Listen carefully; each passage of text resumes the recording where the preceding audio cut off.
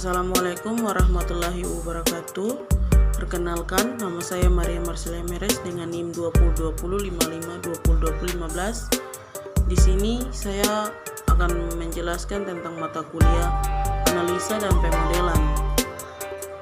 Materi yang akan saya bahas yaitu perbedaan kelima kelas interval pada sistem klasifikasi.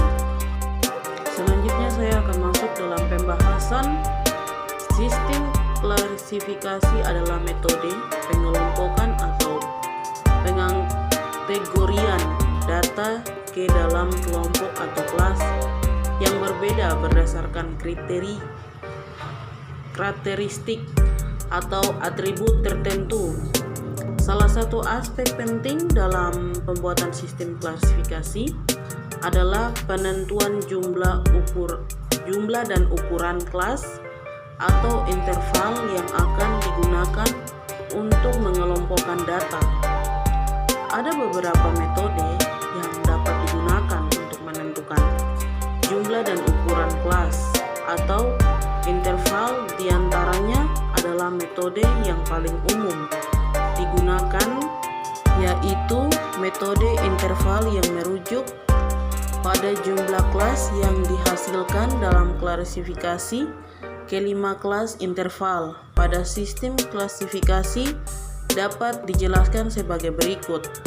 1. Interval pertama atau kelas pertama dalam sistem klasifikasi adalah rentang nilai terkecil dari data yang akan dianalisis. Interval ini biasanya dimulai dari nilai minimum data dan berakhir pada nilai minimum ditambah dengan panjang interval yang ditentukan.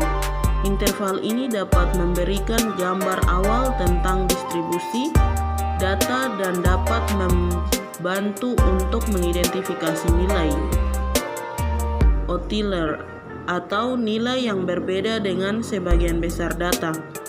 Yang kedua, interval kedua atau kelas kedua dalam sistem klasifikasi adalah dalam sistem klasifikasi adalah rentang nilai kedua yang berlanjut dari akhir interval pertama hingga akhir interval kedua. Interval ini memiliki panjang yang sama dengan interval pertama dan biasanya digunakan untuk memeriksa apakah distribusi data simetris atau tidak. Yang ketiga, interval ketiga atau kelas ketiga dalam sistem klasifikasi memiliki rentang nilai yang sama dengan interval pertama dan interval kedua dan melanjutkan dari akhir interval kedua hingga akhir interval ketiga. Interval ini dapat membantu untuk memeriksa apakah data mengalami sequence atau asimetri. Keempat, interval keempat atau kelas keempat di dalam sistem klasifikasi memiliki rentang nilai yang sama dengan 3 interval sebelumnya dan melanjutkan dari akhir interval ketiga hingga akhir interval keempat. Interval ini dapat membantu untuk memeriksa beberapa besar spread atau penyebaran data. Yang kelima, interval kelima atau kelas kelima dalam sistem klasifikasi memiliki rentang nilai yang sama dengan 4 interval sebelumnya dan berakhir pada nilai maksimum data.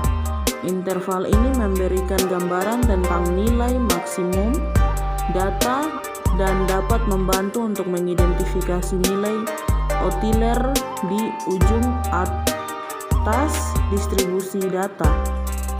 Mungkin ini dari saya. Jika ada kesalahan, mohon maaf. Terima kasih.